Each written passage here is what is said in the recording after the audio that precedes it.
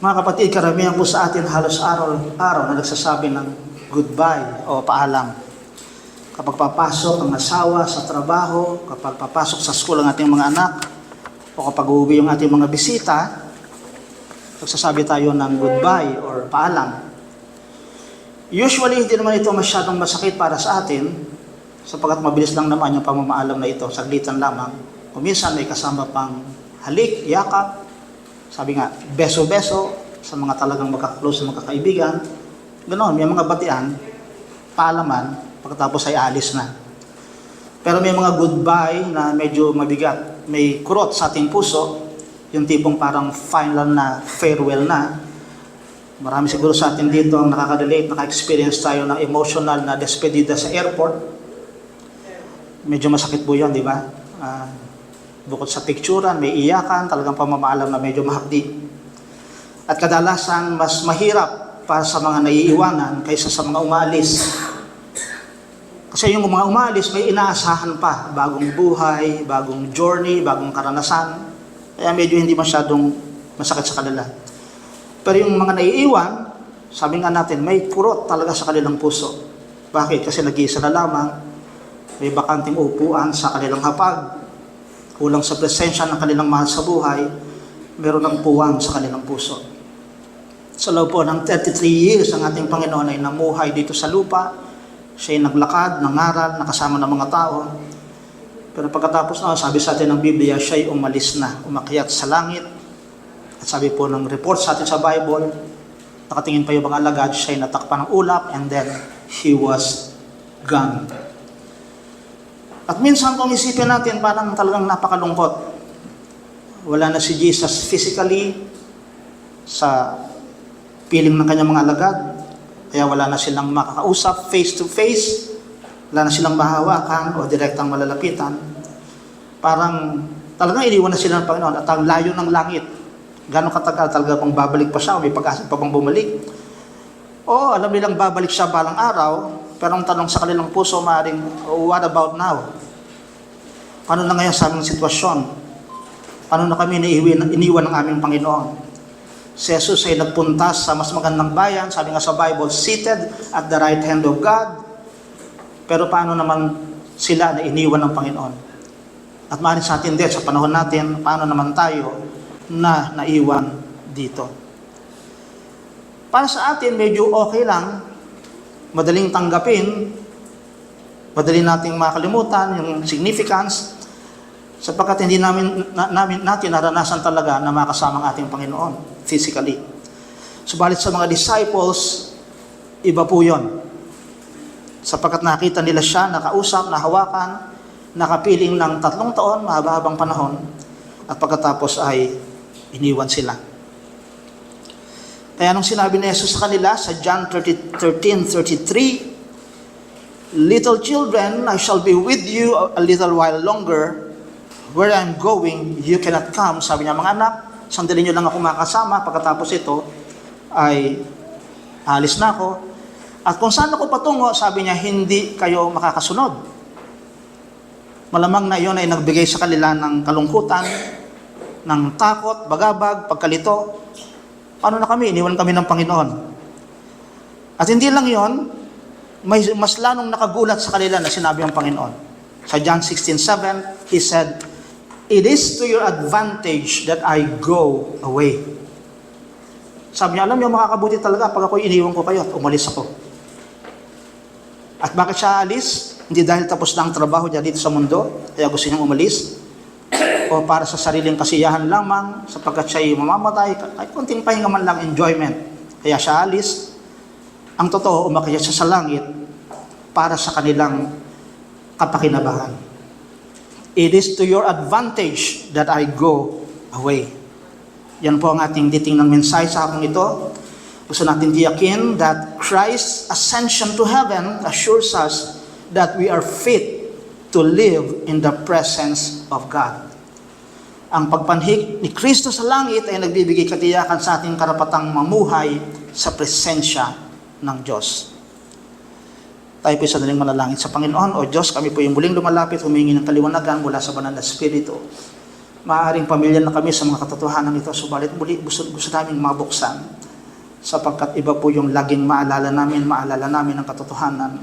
Ito ay magpapatibay ng aming patuloy na pagyakap sa aming pananampalataya sa iyo. Patubayan mo po ang iyong abang lingkod, Panginoon, sa pagpapahayag na ito. Kayo po ang makita at marinig, hindi ang aking tinig.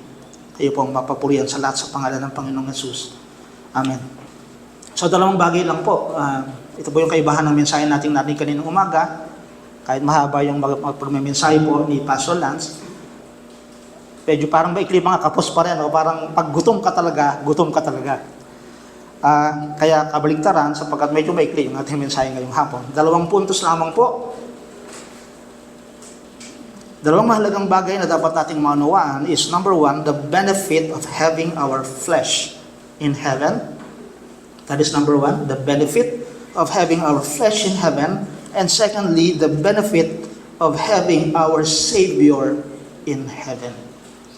So, unang bagay natin titingnan, the benefit of having our flesh in heaven. Ang pakinabang ng pagkakaroon ng ating katawang tao sa langit. All of us believe that Christ really ascended into heaven.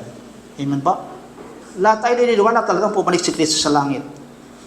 But we must also believe that Christ truly ascended to heaven as a man. Bilang isang tao. Tinuturo sa atin ng Biblia that Christ physically went into heaven. Siya'y tunay na umakyat sa langit bilang tao. Sa simula pa lamang po yung pinahiwatig na ng Panginoong Yesus sa kanyang mga alagad na siya'y aalis. May mga verses po tayong medyo titingnan po natin dito. Like for example, in Matthew 26:11, sabi ng Panginoong Yesus, "You have the poor with you always, but me you do not have always." Sabi ng Panginoon. Ito po yung konteksto nito nung siya'y binuhusan ng mamahaling pabango, nagbasag yung isang babae doon ng isang mamahaling alabaster vial, binuhos sa kanya, at mayroong isang nagreklamo doon, sabi niya, sayang lang yung pera. I think it was Judas Iscariot to complain that, no? Pero sabi ng Panginoon, yung mga mahihirap naman, makakasama niyo naman. Ba't niyo iniisip yung abuluyan ngayon, di ba? Ako muna, tingnan ninyo, sapagkat sandali lang naman ako, alis din naman, hindi na ako makakasama. So, alis talaga ang Panginoon. In John 14:2, sabi ng Panginoon sa mga disciples, "I go to prepare a place for you." Sabi, aalis ako upang maghanda ng lugar para sa inyo. So ito naman po yung bahagi ng comfort na binigay ni Jesus sa kanyang mga disciples bago siya mamatay. Alam niya na malulungkot sila, mamimiss ang kanyang presence, kaya sinabi ng Panginoon, sa kanyang pag-alis, may aasahan kayo, mayroong purpose, sapagkat sabi ng Panginoon, "I will go to prepare a place for you." Siya mismong maghahanda ng lugar para sa kanila. Next is in John 16:28, sabi ng Panginoon, "I leave the world and go to the Father." So ang dami na talaga mga talatang sinabi ng Panginoon. Iiwan ko ang mundong ito at pupunta ko doon sa Ama. So dito ay pinapaliwanag ni Jesus ang kanyang mission. Siya ay galing sa Ama, pumunta dito sa lupa at babalik ulit siya sa Ama. And that is part of the divine plan na talagang siya ay paparito at babalik sa langit. In Luke 24:50, sabi doon, "He was parted from them and carried up into heaven." So ito na po yung actual na ascension, na pagpalit niya sa langit, habang binabless niya ang kanyang mga disciples, siya inakyat sa langit. Nakita nilang lahat yun na talagang ito ay hindi multo ni Jesus, kundi that was a very literal and physical event na pumanik ang ating Panginoong Yesus. And lastly, in Acts chapter 1 verse 11, sabi dito, "This same Jesus will so come in like manner as you saw Him go into heaven." Dito naman po, yung mga angels naman. Di ba? Nung pumalik na si Jesus, ang naiwan 2 angels, sabi rin sa Bible, sa Acts 1. At pagkatapos ito yung sinabi nila sa mga disciples, habang sila nakatitig sa langit, siguro malalim yung iniisip ng mga disciples, paano na? Wala na tayong Panginoon. Pero pinaalala sa kanila na itong Jesus na nakita niyo pumalik, ang Jesus din na babalik at paparitong muli. At ngayon nga na nasa langit na siya, si Jesus bilang tunay na tao ay tunay na nasa langit na ngayon. Hindi isang multong Jesus, hindi isang espiritong Jesus ang nakita nila, literal na talagang bodily pumalik ang Panginoon. At dahil dyan, ito po ang napakagandang katotohanan. Dahil nasa langit na si Jesus, ibig sabihin, may human flesh na sa langit. Ulitin ko po, sapagkat siya'y nasa heaven na, meron ng laman doon sa langit. May representative na tayo sa langit. Hindi iniwan ni Jesus ang kanyang pagiging tao dito sa lupa. Hindi niya hinubad ng kanyang katawan dito sa lupa. Dinala niya yon ng literal sa langit. Now, ito po yung napakahalaga sa bawat isa po sa atin. At naway maka-encourage po ito sa atin. Sapagkat napakalaki ng problema ng tao. Hindi po tayo karapat-dapat sa presensya ng Diyos. We know that after the fall, sinful man could not enter into God's presence. Pwede nating balikan in the book of Genesis, di ba? Ano ba nangyari sa mga tao? Nung ba sila magkasala, gano'n na lang, hinayaan na lang ng Panginoon? Of course not. In Genesis 3:24, itong ginawa ng Diyos sa kanila. After they fell, so He drove out the man. And He placed cherubim at the east of the Garden of Eden and a flaming sword which turned every way to guard the way to the tree of life. Diba, kanina nag-usap kami ni Brother Chris, paano sila kapag-usap si Satan, di ba? Walang pwedeng pumasok sa presensya ng Panginoon na mayroong sin. Di ba? Kaya dito, actually ito, mercy pa rin ng Panginoon sa mga tao na sila ipinalaya sa presensya ng Panginoon. Sapagkat walang makasalanan na po pwedeng makatagal sa presensya ng Panginoon. If anyone attempts, they will be destroyed, they will die. Kaya sabi rin, nilagyan pa ng cherubim. Ako, kung ano yung pagkakilala sa cherubim, may nagsasabing guardian of the holiness of God, protector of the holiness of God, na meron pang flaming sword na talagang umiikot-ikot para talagang walang makapasok doon. Talagang tinaboy sila sa presensya ng Panginoon. Yung pong ginawa, sapagkat hindi talaga pwedeng lumapit ang makasalanang tao sa balang na Diyos. Hindi sila pwedeng papasukin doon. Subalit, fast forward, matapos po ang ilang libong taon, ayan na, dumating na ang Panginoong Yesus. At nung siya'y mamatay sa krus, ang pinaka-phenomenon na naganap sa templo, kung mababasa sa Matthew, sa may end chapters, sabi roon, ano naganap po sa templo? Napunit. Tama ba yung term ko? Napunit o nahapak. Kasi kung napunit, parang napunit lang na simpleng punit eh. Nahapak, yung 60 feet tall. Diba? Nahati, talaga nahati. Yung 60 feet tall temple curtain, doon sa dakong kabanal-banalan, kaya na-open na, di ba? Yung way sa holy place at saka sa Holy of Holies, may nagdi-divide na isang temple curtain. 60 feet tall, 4 inches wide, na yun ay puro mga katad talaga na sobrang kapal. Hindi mo kaya, kahit lagarin mo yata. But at the death of Jesus Christ, yun ang nangyari. Ibig sabihin, na-open na yung way. Diba? Yung dating saradong-sarado na private lang talaga ang Diyos, na-open ang way upang makapasok na tayo sa harapan at sa presensya ng ating Panginoon. Nagpapakita lamang that the barrier is removed sapagkat tinanggap ng Diyos ang sakripisyo ni Kristo.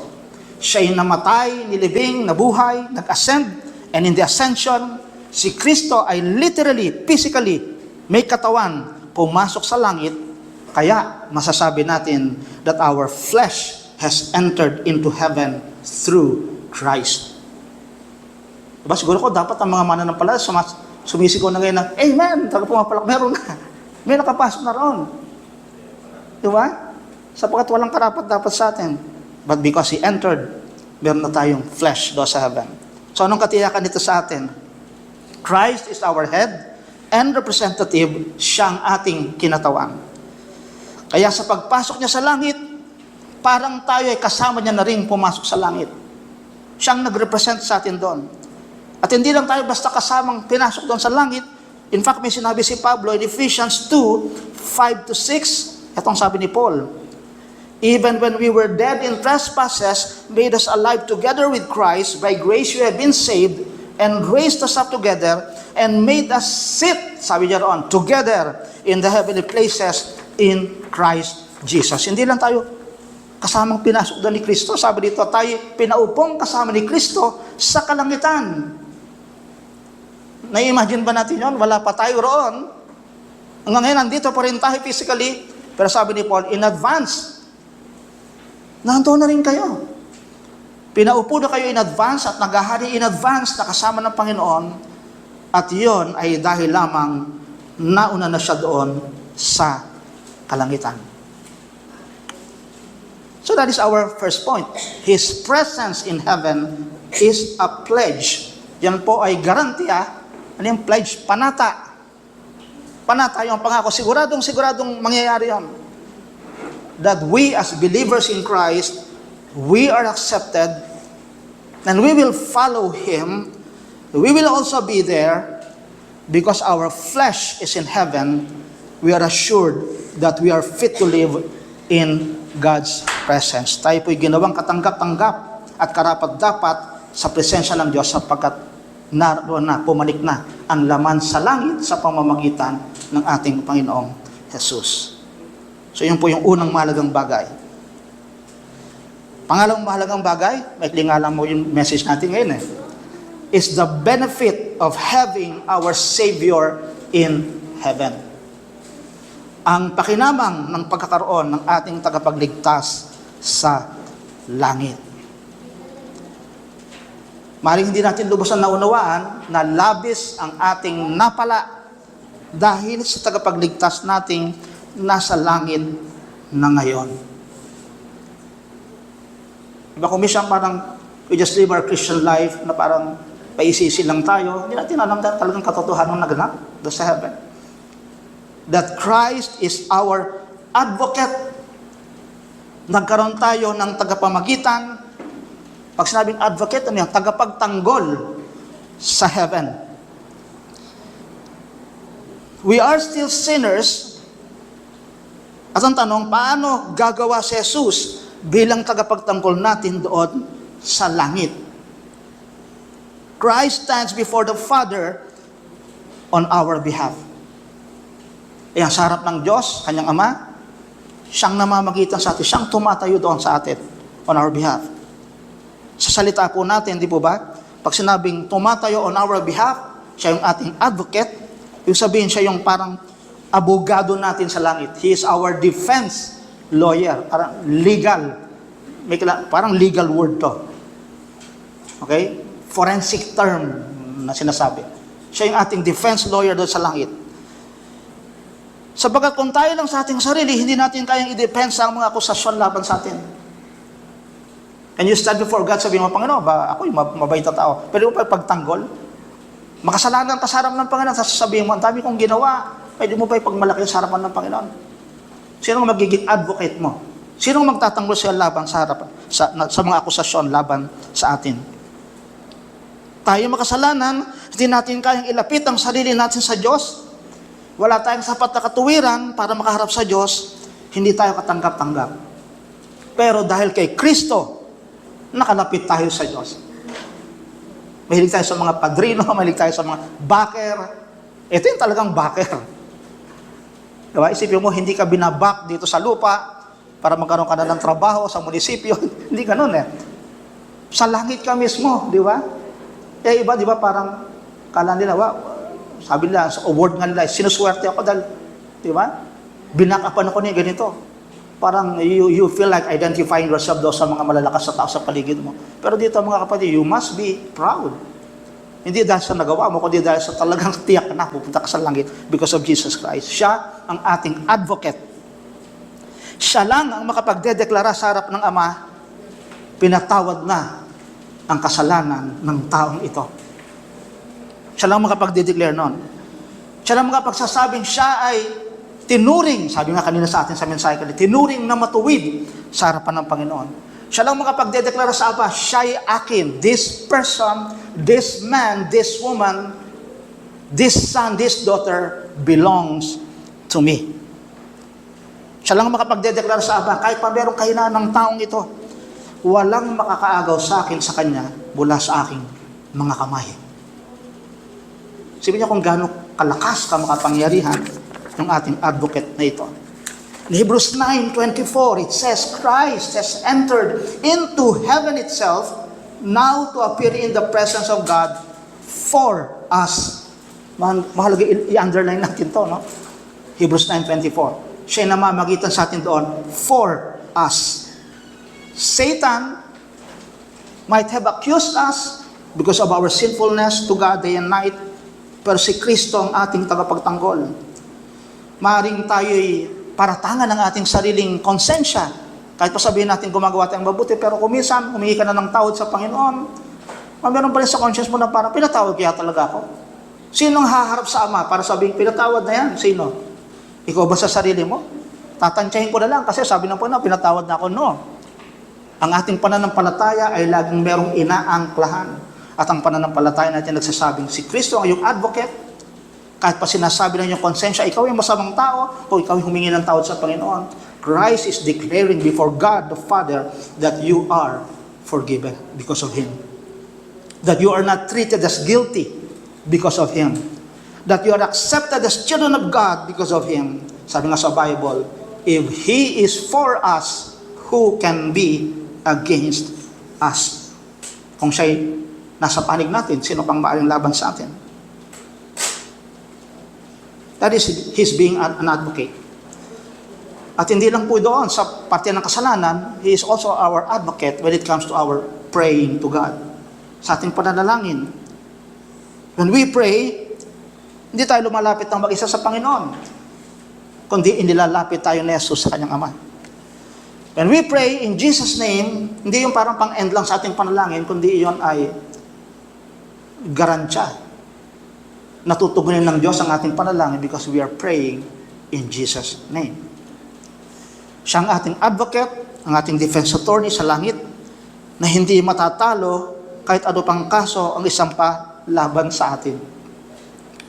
Naipanalo niya nga yung kaso natin dito sa lupa pa lang di ba? When He died. Gano'n pa kaya ngayon na nasa langit na siya? Kaya yun po yung source ng ating confidence. Alam natin may isang tagapagtanggol sa atin doon sa langit, kaya tayo tinatanggap ng Diyos. Pangalawa, hindi lang siya advocate natin sa heaven, but let us also remember this: Christ prepares our place. Siyang naghahanda ng ating lugar sa langit. Yan ang pangako niya po sa mga alagad, even bago pa siya mamatay at pumalik sa langit. Nangako siya, di ba?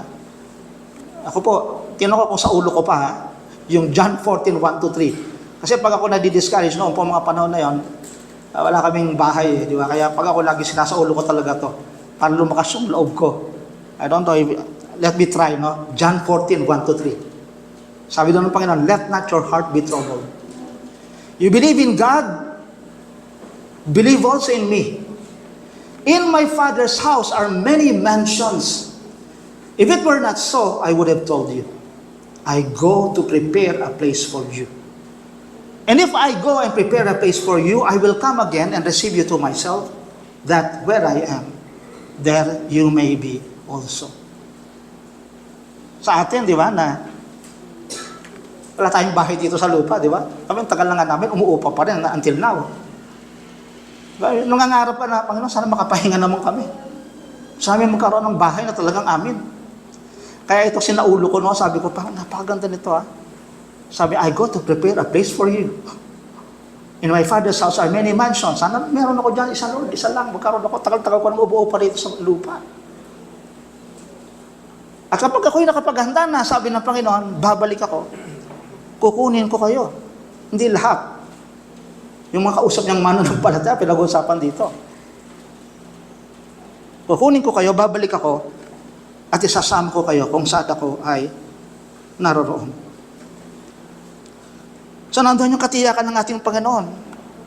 Sabi niya, hindi ako mawawala permanently, hindi ako talagang tataguan ko na kayo, magpapahinga lang ako, mag-enjoy din lang ako sa langit. Sabi na po, meron akong gagawin doon. You know what? Yun ang kagandahan sa ating Panginoon Jesus. Di ba ba? We have read marahil yung Isaiah 53, the suffering servant. Servant siya talaga dito. He's a man of sorrows. Yung hindi niya kabigatan, dinadala ng Panginoon. Pag siya nananalangin, sabi na po, with loud mournings and cryings, di ba? Para sa iba. Makita mo yung compassion ng Panginoon. Pero dito makikita nyo yung concern ng Panginoon sa atin. Aalis siya to still be a servant, mga kapatid. Sabi, I go, and I will prepare a place for you. Hindi sinabing, I'll go, and my holy angels in heaven will prepare a place for you. Niya sinabing, si Gabriel na kanina nagsasalita kay Mary, siyang pinaghanda ko talaga, si Michael na angel, wala siya sinabing gano'n. O sino mang makapangyarihang angel, sabi ng Lord, I myself will prepare a place for you. Diyan yung makikita ang Panginoon hindi siya nagbabago. He was a servant when he was still on earth. Nung siya yung, di ba, pag ikaw medyo tumaas na yung rango mo, di ba, parang sabihin mo, kayo naman mag-serve sa akin, ako na ngayon. Ako na ngayon, tapos na ang pagsaserve. Pero ang Panginoon hindi. In John 21, nung siya nag-resurrect, di ba? Yung mga alagad, nanguhuli pa rin ng mga isda, pero pagdadili sa dalampasigan, sabi roon, and he prepared a breakfast for them. Nag-waiter ang Panginoon sa kanyang mga disciples, even though he has already resurrected. Anong klaseng Panginoon niya, di ba? Talagang nananatili siyang mababa, nananatili siyang maglilingkod, hindi niya pababayaan. Maghahanda ako ng bahay para sa inyo. Doon sa langit mismo, yung sabihin, hindi na magigiba, hindi na kayo papalayasin, hindi na kayo NPA, no permanent address, meron kayong residential doon, talagang doon na yun, pag sabing meron tinayong bahay, yun na yun. Magpakailan naman. At siya'y babalik, sabi niya, kukunin ng mga mananampalataya, isasama kung saan siya nakatira, kung saan mararanasan natin ang tunay na comfort, satisfaction, perfect security, and that will be forever. We will be with the Lord forever. Are you excited? Na, nakita ko na naman, di ba? May tahanan pala tayo doon. Of course, that is yet future. Inaabangan natin ang muli niyang pagbabalik because we want to be with Him. Sa mga panahong ito, naghihintay pa lang tayo. Di ba? At ang kagandahan nito, bagamat hindi pa natin siya nakikita, He assures us that He is with us.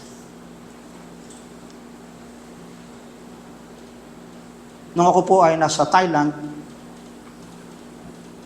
nagturo po ako doon, sabi ng mga kapatiran doon, kapatid, babalik ka ba dito? Masaya ako Bakit? Kasi makakapiling ko ng ang pamilya ko.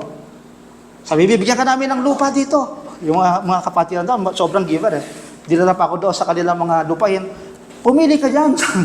Kung ano, free? Yes. Bring your family here. Dwell here. Dito ka manirahan. Sabi ko, no. Hindi ko lang masaya. Mas masaya ako. Siyempre masaya. Kapatiran ko kayo. Pwede ko pa pakita. Nalulungkot kung kasama kayo. Siyempre, di ba? Pero mas masaya siyempre yung kasama ang pamilya mo. Kung minsan isipin natin sa ating Panginoong Yesus, di ba? Mas masaya siya na, noon ako sa langit, baka pa kayo sasama, problema nga kayo. Ang tagal-tagal, puro kayo kasalanan. Hingi kayo ng hingi ng tawa. Ako na mas komportable ako doon, wala akong iisipin tungkol sa sino pang ano. Pero hindi. Of course, we know that we'll be perfected at that time. Pero dito ang sinasabi ko lang po, mga kapatid, ang Lord ay laging concerned sa atin. That even though He resurrected and ascended into heaven, He's still that Savior na ever concerned sa atin and compassionate. He knows your need. Alam niyo lahat, mga kapatid. At sabi ng Panginoon, hindi ko kayo iiwan na para kayong mga naulila, sabi ng Panginoon. Niisip niyo ba malungkot dahil wala ako? No. It is to your advantage na ako ipaparoon. Pero ang advantage na wala nga kayo. Sabi na po, hindi niyo palang alam. Dahil meron akong pangako sa inyo. Diba? Sa Matthew 28:20, sabi ng Panginoon, I am with you always, even to the end of the age. Yes, Lord, yun nga pong problema Iniwan mo kami rito para pagawa mo sa amin itong mga trabaho na to, na kami maghahayag ng mangangaral ng mabuting balita sa lahat ng mga bansa. Anong assurance? Sabi ng Panginoon, meron. Because I will be with you even to the end of the age. Sasamahan ko kayo. Wala nga po, sasamahan ko kayo. May garantiya na sasamahan ko kayo. In John 14:16-18, sabi ng Panginoon, and I will pray the Father, and He will give you another helper, that He may abide with you forever. The Spirit of truth, whom the world cannot receive, because it neither sees Him nor knows Him. But you know Him, for He dwells with you and will be in you. I will not leave you orphans, I will come to you. Hindi ba alam ng Panginoon na maaaring malungkot yung mga alagad kapag wala na siya? Hindi ba alam ng Panginoon na maaaring malito kayo, maaaring mabagabag kayo, ma-miss niyong presensya ko, makadama kayo na parang pinabayaan kayo, iniwan kayo? Sabi ng Panginoon, alam ko yan. Kaya isang bagay din ang tinitiyak ko sa inyo, sabi ng Lord. ipapadala ko ang aking banal na Espiritu. Sasamahan kayo ng banal na Espiritu. Maring hindi na kumbinsi pa nung una yung mga disciples. Diba? Parang, may Espiritu, di nga namin alam. Sabi ng Panginoon, alam niyo kung ano pangalan niya? Ang tawag ko sa kanya? Comforter. Ano ba ako sa inyo nung nandito ako physically? Comforter po. O, ganun din. Mas matindi pa nga gagawin niya. Sasabihin ko ba sa inyo, it is to your advantage kung lesser work yung gagawin niya? Hindi. Kung mas makakabuti sa inyo, mas makakabuti sa inyo. Hindi ko kayo iiwan, sabi ng Panginoon. Hindi ko kayo pababayaan. Bagamat hindi niyo ako kasama physically, I will be with you spiritually. Huwag niyong isipin, may mababago. Sabi na po, walang mababago. Walang kaibahan. Nandito ako, wala ako dito. Walang kaibahan. Ako pa rin ang Panginoon na ever faithful sa inyo. Paano na yung need namin? Walang kaibahan. Di ba sabi ko nga sa inyo kanina, sa John 21? In fact, si Peter doon, sabi niya, wala na ang Panginoon na. Nag-resurrect na ang Panginoon. After 40 days na, papanila siya sa langit. Ano sabi ni Peter? Let's go back fishing. Ano sabi ng Panginoon sa Luke chapter 5? Sabi ng Panginoon sa kanila, I will make you fishers of men. Pero sabi ni Peter, parang wala na ang Panginoon na. Yan, mamingwit ulit tayo. Parang sabi na parang, wala na tayong maaasahan sa Panginoon. Balik sa dating buhay. Pagdating nila sa dalampasigan, sabi ron, and Jesus prepared breakfast for them. Di ba? Anong kaibahan? Wala. Akala nyo, pinabayaan ko na kayo? No, I'm that ever concerned Savior to you. Hindi nagbabago. Mahaling tayo magbago. Manamlay ang pag-ibig natin sa Panginoon. Manlamig tayo sa ating pananampalataya. Pero mga kapatid, kahit pa hindi physically present itong Panginoon, He promised us that He will be with us to take care of us. He will be the same Jesus who will comfort us, who will be the same Jesus who is with us, who will teach us, who will feed us, who will nourish us, who will deliver us, who will help us, who will be with us, who will love us.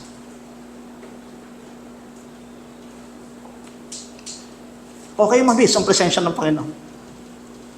Pero yung assurance na ito, I am with you. My Spirit is with you. He dwells with you. Ito ay napakalakas na assurance sa atin na hindi tayo iiwan ng Panginoon. Siya ang ating comforter, ang aliw sa atin sa panahon ng kalungkutan, magbibigay ng pag-asa, magbibigay ng encouragement sa atin through His Word. Siya ang magpo-provide, siya ang magpapalakas sa atin, ang magtuturo sa atin kung paano haharapin ang pagsubok sa buhay. Walang mababago sa pagkalinga sa atin ni Kristo sa pamamagitan ng Kanyang Espiritu Santo. Walang mababago. Kaya walang kaso sa atin, kahit si Kristo ay physically in heaven, He is with us through His Spirit. Parehong blessings na pinagdama niya. Sabi niya sa mga disciples, naranasan niyo ba ang presensya ko noon? Nung nandito ako sa inyo? Yes, Lord. Yes, yes, Lord. Kahit wala na ako, sabi na pang the same blessings. Ipupor ko sa inyo. The same kindness, the same kindness, the same goodness, the same love, mararanasan nyo. Because my Spirit will be with you. Parang blessings. Ipapadama niya sa atin habang hinihintayin natin ang muli niyang pagbabalik. Totoo po, mahirap mong magpaalam. Sabi natin, masakit, malungkot. Parang mas mabuti. Nandito na talaga si Jesus physically. Pero sabi nga ng John 16:7, it is to your advantage that I go away. Para sa kabutihan natin, kaya siya umalis. Mabuting physically, nasa langit siya, sapagkat doon meron tayong advocate, may tagapagtanggol.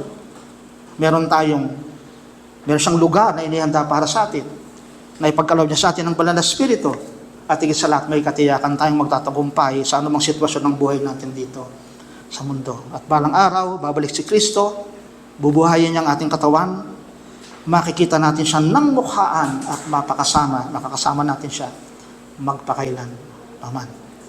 Tayo po'y manalangin. Salamat po, Panginoon, sa assurance na ito. Punong-puno po kami, Panginoon, sa katotohanan na nag-encourage sa aming puso. Naway, hindi lamang namin ito maalala, balikan namin, pumunta kami muli sa iyong salita. Hindi ka nagbabago sa iyong pagpapakita ng kabutihan.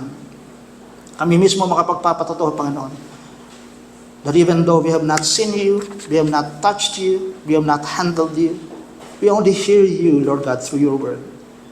Pero malakas ang aming pananalig na kasama ka nga mo namin. Patunayan mo po sa bawat isang mga kapatid na natin dito.